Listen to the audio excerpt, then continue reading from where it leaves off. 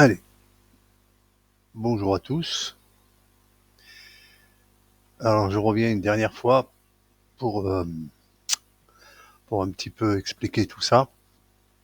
Alors tout d'abord, ce projet, c'est parce que j'ai eu besoin d'aller chercher des fichiers dans une de mes applications, euh, enfin d'aller chercher des fichiers plus ou moins spéciaux et aller chercher dans la boîte de dialogue, faire des filtres, etc., etc.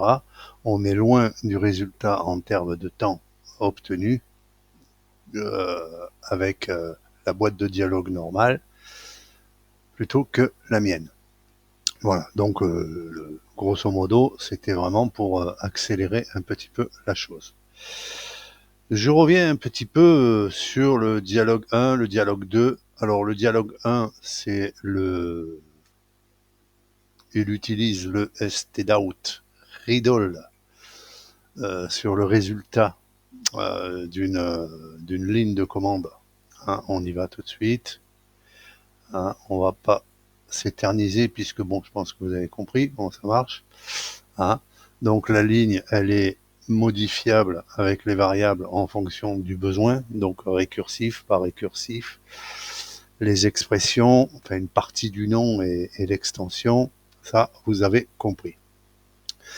Voilà. Le problème, c'est qu'avec ça, je récupère du texte. Donc de ce texte, pour le mettre dans une list box, il faut que je le coupe. Il y a deux problèmes qui se créent, c'est que quand on écrit un texte, que ça soit en ligne de commande ou même avec Open for Output, je ne sais pas pourquoi, VBA rajoute toujours une dernière ligne. Voilà, tout simplement. Alors donc cette dernière ligne qui est vide, il faut l'enlever. Donc au résultat, quand je coupais, j'avais deux fichiers comme l'a soulevé Staple 1600. Il fallait absolument l'enlever. Donc ben là, de toute façon, là, je vais même rectifier parce que ça j'avais rectifié avec l'enlist-1, mais en fait c'est -2 puisque c'est des VBCRLF, donc CH10 et CH13, qui sont les points de rupture entre chaque nom. Ok. Donc voilà. Alors c'est vrai, c'est rapide. Euh, Somme toute, moi je la trouve très bien. Bon, on a vu que effectivement sur certains PC, quand il y a des sécurités, surtout sur des PC Pro, on arrive à avoir des petits soucis. Voilà. Donc pour le coup, j'ai fait la dialogue 2 qui elle renvoie ce qu'obtient la ligne de commande dans un fichier texte.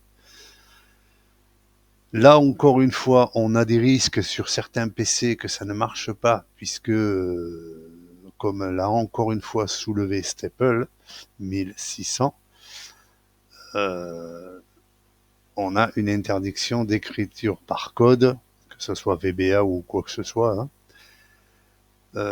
dans certains endroits du disque dur et surtout le C. Donc ces deux-là restent très rapides, mais effectivement, il y a un risque de plantage si la sécurité des PC a été plus ou moins modifiée et un petit peu plus poussée. Voilà. Et il y a la dialogue 3. La dialogue 3, elle utilise FSO. Alors normalement, le FSO, il ne devrait pas y avoir de problème, hein, puisqu'il est inscrit dans les bibliothèques de VBA. Hein, on passe par les bibliothèques de VBA, hein, Scripting Runtime, de la scrun.dll.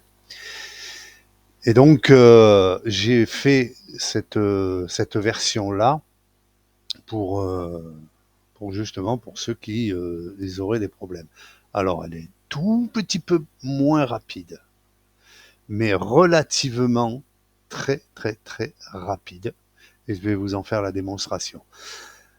Euh, pour cette version 3, je suis passé aussi, puisque finalement je fais du copier-coller, je suis un gros feignant. Euh, j'ai pratiqué de la même manière que je faisais avec les autres, c'est-à-dire que je compilais du texte avec des sauts de ligne, VB, CR, LF, et après je coupais. Et je me suis rendu compte que si sur des gros disques durs, hein, sur lesquels on va chercher des fichiers, des extensions, où on va avoir une liste, le résultat qui est une liste assez importante, là effectivement, ça ralentit un petit peu la chose. Alors quand je dis ça ralentit, à l'œil nu, c'est quand même relativement assez rapide. Mais en tout cas, un petit peu moins que les deux autres versions. Donc je me suis dit, mais si charger une variable string, parce que c'est vrai que les variables string sont les plus lourdes, je faisais directement un tableau, une variable tableau. Donc du coup, je suis repassé par une variable tableau dans la fonction que je redim préserve. Alors effectivement, redim préserve, ça veut dire que le tableau grossit au fur et à mesure des tours. Ça veut dire que la variable tableau, elle n'est pas forcément aussi lourde au départ qu'à la fin. Donc autrement dit, le poids de la variable, hein, parce qu'il faut compter tout ça, hein, me permet dans les premiers tours, et quand je dis dans les premiers tours, ça peut être 100, 200, parce que ça dépend combien il y a de dossiers et de fichiers à examiner. Donc d'une manière ou d'une autre, faire avec une variable tableau qui est dimensionnée progressivement, ça me permet d'accélérer la chose. Une autre chose aussi, c'est que j'avais utilisé une variable first qui fait partie du principe de ma fonction originale GoSub qu'on avait mise au point avec du 2.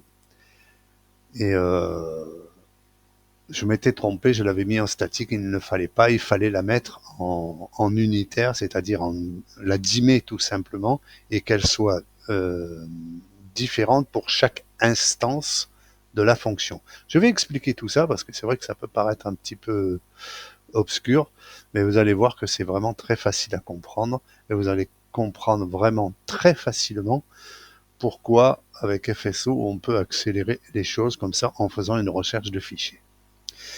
Je vais donc aller dans le code. Voilà. Et je vais aller directement dans la fonction hein, FSO filter field list qui comprend un argument des parents, mais ça sera le dossier à examiner. Un argument optionnel part name, ça veut dire une partie du nom que je cherche. Et dans cette partie du nom, il peut y avoir l'extension. C'est-à-dire que par rapport aux deux autres, j'ai mergé partName et extension. C'est-à-dire que si je cherche, je vais vous le montrer tout à l'heure, une partie de nom avec une certaine extension, il faudra que je marque les deux. On a l'option récursive, bien sûr, et vous le remarquerez, il n'y a plus la variable L, qui était une variable string, qui me permettait de compiler le texte de tous les noms de fichiers.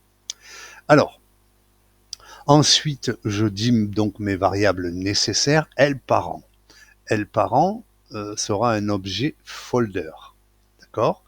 Subfolder sera un objet aussi, donc sera un objet folder. Fichier sera forcément un objet file, hein, de membre du L parent, bien sûr. A booléen, B booléen, ça je peux les enlever. Tu vois, je les ai pas enlevés, j'ai pas fait le nettoyage du code. Hein. Voilà. Voilà. Et en final, first as boolean, qui va me servir, et c'est là où vraiment on économise. Et je vais vous expliquer pourquoi. On économise du temps, donc beaucoup de ressources, avec cette variable. Vous avez remarqué, si vous regardez le code, là, vous avez remarqué que je n'utilise plus l'index 22 des propriétés de dossier. J'utilise directement une onError resume next Parce que quand on liste un dossier, par exemple le C, on va tomber sur des dossiers système ou des dossiers interdits, des dossiers cachés, etc., etc. Et donc, ça va me créer des erreurs. Donc, pour commencer, donc, j'ai fait une statique FSO. Là, encore une fois, dans les anciennes versions, je faisais un create objet scripting, donc je créais un FSO. Euh, à chaque fois, à chaque tour, je créais un FSO. C'était pas forcément une bonne solution. Et enfin, une variable statique TB qui sera une variable à un arrêt, tout simplement, hein, que je vais redimensionner progressivement. Donc, je reviens à cette onError resume next, qui va me permettre, si jamais je tombe sur un dossier, si jamais j'envoie un dossier, enfin la chaîne représentant le chemin de dossier qui n'est pas bonne, je vais tomber sur l'erreur 76. Si je tombe sur l'erreur 70, ça veut dire que je suis tombé sur un dossier système interdit, d'accord, d'examen par code. Donc, cette fonction, cette gestion d'erreur va me servir justement à zapper l'erreur. Ensuite, et c'est là où first va être instruit, c'est-à-dire à false ou à true, c'est que si le déparent, c'est-à-dire la variable déparent, est un objet, donc un folder, membre de FSO, de getFolder, hein, eh ben, tout simplement, elle parent, celle qui va me servir à examiner le dossier, est le déparent. Et donc, first égale face. Pourquoi? Parce que quand on redescend dans la boucle de récursivité, je renvoie donc dans l'appel récursif l'objet folder et non pas le string. Sinon, j'aurais marqué ici subfolder.pat. D'accord? Donc, en comparant subfolder, hein, qui est envoyé par la récursivité, et le déparent, hein, qui reçoit l'argument, donc si c'est un objet, ben, L-parent, c'est déparent, et donc first égale face, puisque c'est forcément un rappel. D'accord? Et si ce n'est pas un objet, donc ça veut dire que c'est un string, ça veut dire que déparent, c'est ce que j'ai envoyé au départ, hein, dans l'appel de la fonction. Donc là, si c'est le départ, je crée mon objet qui, je vous le rappelle, est en statique, donc je n'aurai à le créer qu'une seule fois. Le set parent, et là je vais aller chercher le getFolder, je vais aller chercher de L parent, je vais aller chercher le folder, l'objet folder de FSO. Et forcément, donc là, first égale true. J'ai mis des variables pour compter les fichiers. C'est pas très important, mais bon, vous allez voir à l'affichage, c'est juste pour afficher le nombre de fichiers visités, etc., etc. Et là, on arrive justement à la gestion d'erreur. Donc, si l'erreur, le numéro d'erreur est 76, eh ben, on sort tout simplement fill list égale rien du tout. Voilà, tout simplement. J'aurais même pu mettre false, je sais pas ce que je vais mettre encore, mais parce que normalement, fill list renvoie un tableau, un variant, donc là, il va falloir que je fasse quelque chose. Donc, ensuite, bon, je comptabilise les dossiers et les fichiers qu'il contient. J'arrive ici à la gestion d'erreur 70. L'erreur 70, c'est une erreur provoquée quand on tombe sur un dossier système interdit d'examen par code, tout simplement. Voilà. Donc là, encore une fois, on sort. Et ensuite, on va dimmer une variable donne. Donne sera le test dir, hein, le len du test dir s'il est plus grand que 0. Et là, encore une fois, je gère une erreur 52 qui est sans gravité. Erreur 52, d'ailleurs, j'ai oublié le là. Erreur 52, c'est quand le dir, il renvoie rien. Voilà. Len dire rien, il va y avoir un problème. Voilà. De toute façon, on n'a pas besoin de clearer. Moi, je le clear, mais on n'en a pas vraiment besoin. Hein, puisque on va laisser couler, c'est-à-dire on va pas sortir, on va laisser couler, puisque donne, j'en ai besoin pour savoir, au cas où le lendir a renvoyé quelque chose, c'est-à-dire a renvoyé le premier fichier comportant les arguments partName, hein. Donc, si donne est true, ça veut dire qu'il y a au moins un fichier. Dans ce cas-là, je vais examiner tous les fichiers de ce dossier. Si donne renvoie false, on zappe la boucle d'examen sur le dossier qui est en cours dans les appels récursifs.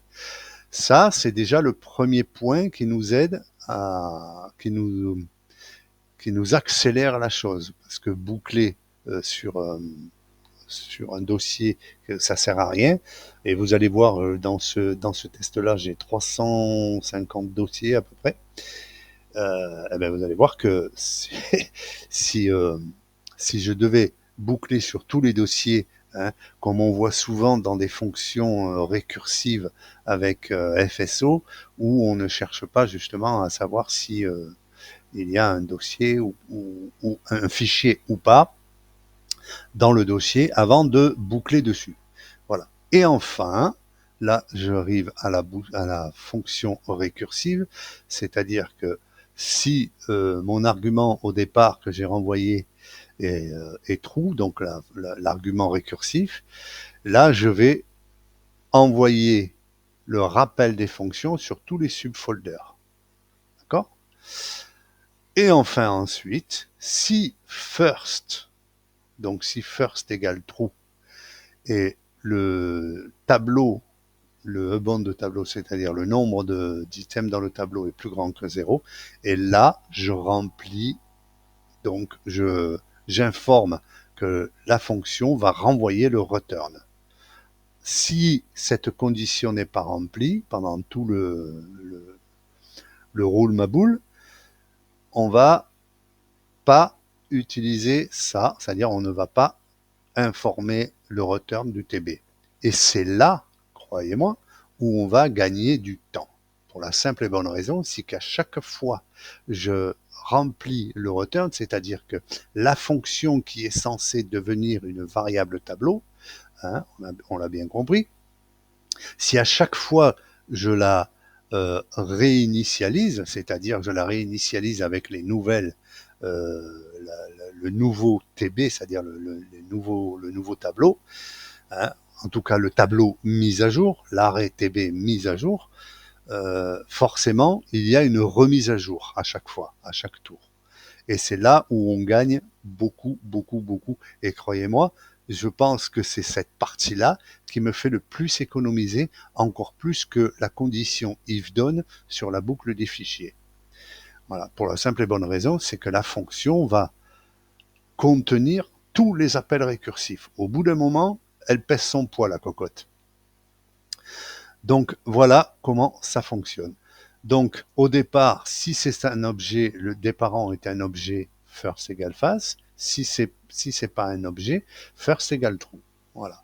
Et pourquoi je la mets quand first égale true? Pour la simple et bonne raison, c'est que dans une fonction récursive, vous allez boucler sur l'item 2, l'item 3, l'item 4, et dans l'item 1, par exemple, vous allez surboucler sur les sub-items 1, sub-item 2, etc., etc., etc. Et au bout d'un moment, quand vous avez bouclé sur tous ces trucs, toutes ces boucles, elles s'effacent, et on revient à la première boucle de départ qui est la, la boucle sur les fichiers du premier argument qui a été envoyé, et donc en string, et donc first true. Autrement dit, si on fait un debug.print ici, fenêtre d'exécution, hein, alors, ici je vais faire un debug.print, debug.print, et là je vais faire first. Normalement, ici, on devrait avoir vrai qu'une seule fois.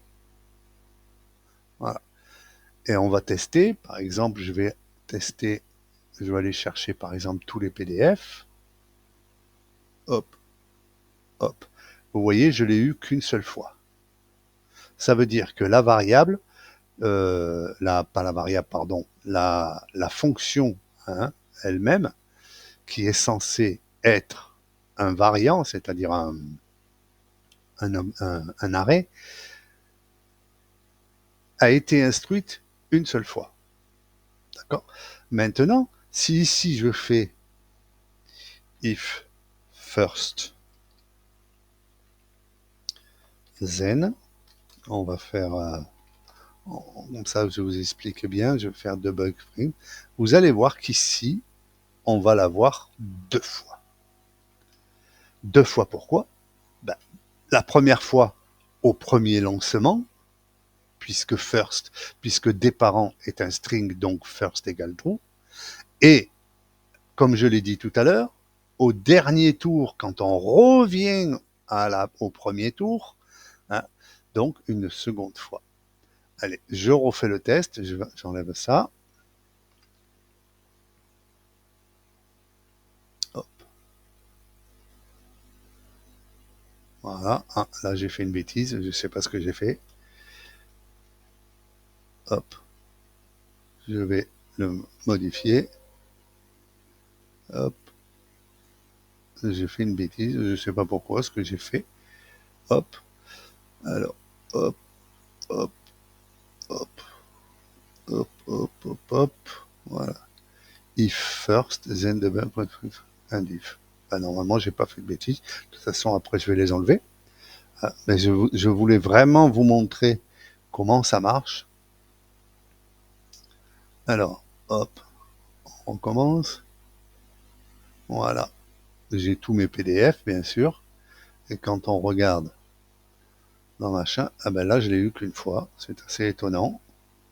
Voilà. Ah, ça me contrarie puisque j'arrive pas à vous montrer. Hop. Alors, où je suis. Il faut absolument que vous compreniez ça. Le pourquoi du comment. Voilà. Alors, ah oui, c'est en haut. Eh oui, parce qu'il y a des appels coupés. C'est en haut. Alors, hop, hop, hop, hop, ici. Voilà. Allez, hop.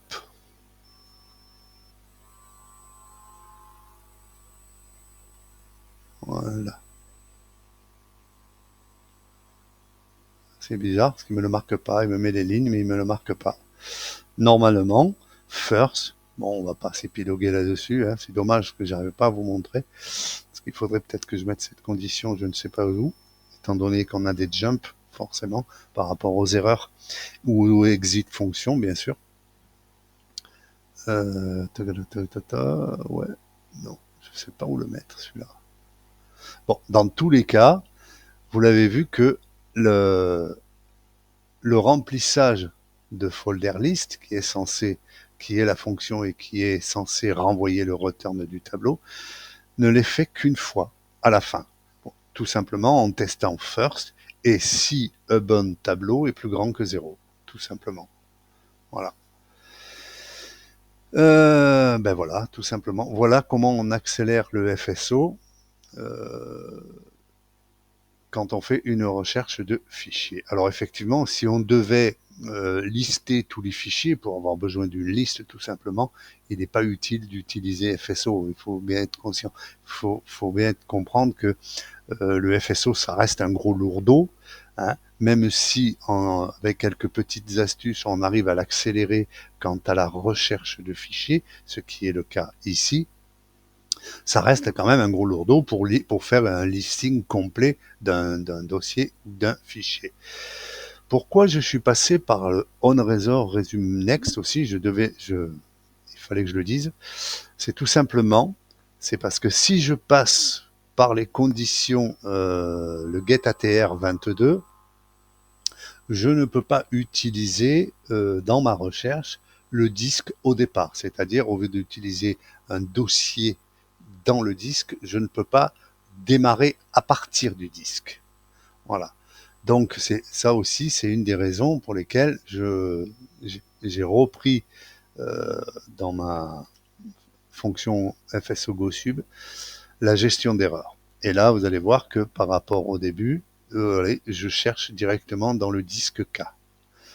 L'argument, c'est K, 2 points. C'est très important ces 2 points. Hein. Donc, ne pas oublier. Hein. Le premier slash, il n'est pas nécessaire, mais celui-là, il est nécessaire. Et là, ça me permet d'aller chercher directement à partir du disque sans avoir besoin d'aller chercher un dossier particulier, tout simplement. Surtout que, par exemple, si je sais que si un fichier, il est dans ce disque dur, mais à savoir où,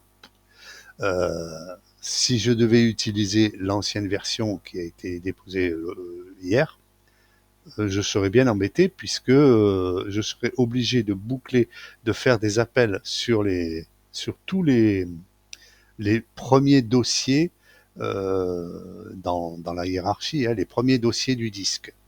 Donc c'est pas vraiment intéressant. Donc là, avec la gestion d'erreurs, on a la possibilité de démarrer à partir du disque, tout simplement. Voilà. Et là, je vous le remontre. Hop, hop, tac. Je ne sais pas si vous avez vu, mais c'est relativement rapide pour aller me chercher tous les PDF qui sont dans le disque dur. Voilà. Et je dis bien qu'ils sont dans le disque dur. Voilà. Puisque là, j'ai fait une recherche sur le disque dur complet. Par exemple, ici, vous voyez, je suis directement dans le disque. Voilà. Là, je suis dans KVBA Excel, par exemple. Vous voyez. Et là, je suis directement dans le disque. C'est ce qui me permet de vraiment pouvoir aller chercher, j'arrive plus à parler français, pardonnez-moi, aller chercher donc le fichier où qu'il soit, sans savoir où c'est qu'il se trouve. Voilà. À partir du moment où j'ai la lettre du disque, je vais chercher dans mon disque, tout simplement. Voilà, c'est la dernière version de la version 3 FSO. Les variables, comme vous avez vu tout à l'heure, ça me liste les dossiers que contient le disque, dossier et sous-dossier. Là, donc, on est à 357 dossiers et on a 2631 fichiers. Et on a 64 fichiers trouvés. Voilà, tout simplement. Et on n'a plus de ligne vide en bas. Hein. D'ailleurs, on va faire le test. Hop. Je ne sais pas si je l'ai prévu, le test, si. Bon, ben ici, on va aller chercher, je sais pas, Tara. Ah, mais je crois que j'en ai 2. Non, on va aller chercher dans les downloads. Alors, dans les downloads, on va récupérer le dossier, le chemin, copier en tant que chemin d'accès. Voilà. Ici, je vais aller chercher. Hop. Bien entendu. Je vais aller chercher dans les downloads le fichier qui contient Taratata. Et je commence par Tara. Voilà. Et XLS. Voilà. Et normalement, voilà.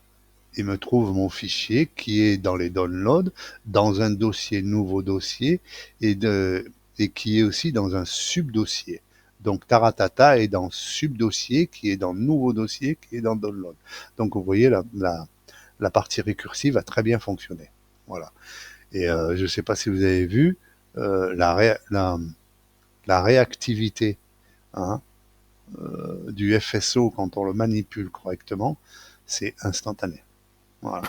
Pour être exact, avec la fonction, je le récupère en 0,019 millième de seconde. C'est pour vous dire à quel point c'est rapide. Voilà. Pour la 1 et la 2 qui utilisent la ligne de commande, Somme toute, il n'y a pas de très grande différence, hein. On va faire les tests, hein. Je ne sais pas si j'avais prévu le test. Ouais, j'ai prévu le test Tara pour la B4. Voilà. Vous voyez, c'est pas plus rapide, hein, honnêtement, hein. À l'œil nu, hein, je parle. Euh, le principal temps que vous voyez à l'œil nu, c'est l'affichage du dialogue. Voilà, grosso modo. Donc là, je viens de voir une petite erreur que je vais modifier, hein, puisque j'avais dit tout à l'heure que c'est -2 et pas -1. Donc voilà, je le retente, hop. Vous voyez, j'ai plus le petit caractère de saut de ligne, là. Voilà. Donc là, je sélectionne, vous voyez, ma boîte de dialogue fonctionne, hein, sachant que ça soit la 1, la 2 ou la 3, elle fonctionne. Hop, je vais prendre le T4, hop, je double-clique, je sélectionne mon fichier. Vous l'avez compris, c'est le principe que j'utilise, hein, euh, des, des user forms qui sont avant tout des modules classe et qui me permettent justement de pouvoir faire des fonctions comme si j'étais dans un module classe, même à la limite sans afficher le user form. D'ailleurs, je peux vous le montrer encore une fois. Voilà. Là, je vais demander une liste de fichiers que dans VBA Excel qui contiennent CDO. Hein. Hop, hop, hop. Vous voyez, j'ai ma liste. Et mon user form ne s'est pas affiché. Voilà. Donc voilà. Ma pseudo boîte de dialogue, fil dialogue spécial, c'est-à-dire une sorte de dialogue avec filtre, hein, directement, hein, par argument, hein, et qui est manipulable aussi pendant son affichage, ici. Hein. Donc, mais ça, c'est les premières versions. Si vous avez des idées d'amélioration, n'hésitez pas. Les idées sont toutes bonnes à prendre. Voilà. Même si je ne vais pas forcément les mettre en application ou pas, ou peut-être que oui, je ne sais pas, selon ce qui m'est proposé. Mais dans n'importe quel cas, ça me paraît être un exercice intéressant et ça me paraît être aussi un utilitaire intéressant, puisque moi, c'est vraiment ce que j'avais besoin, c'est de pouvoir chercher un fichier contenant un nom, hein, avec où je n'avais pas complètement le chemin complet. Donc, c'est assez intéressant d'avoir ça à dispo en quelques fractions de secondes. Voilà. Allez, merci à tous. Dites-moi ce que vous en pensez avant que je dépose ça dans les ressources. Allez, bye.